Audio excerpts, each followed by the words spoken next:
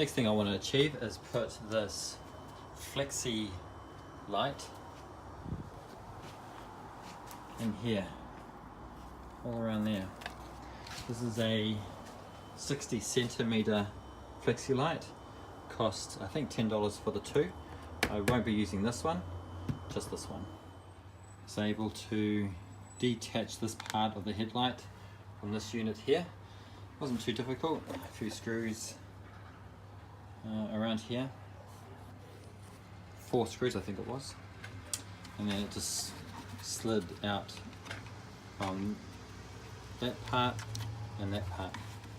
Now, what I'm wanting to achieve is getting inside this screen here so I can put the Flexi light around there on the inside.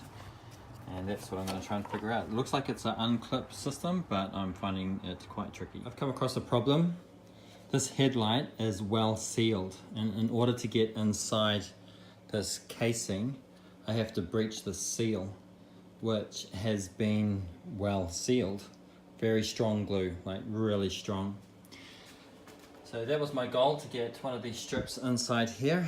And at this stage, I'm just going to stop. I don't want to ruin this headlight any further. I've got my LED, I'm happy with that. That's plugged in really well.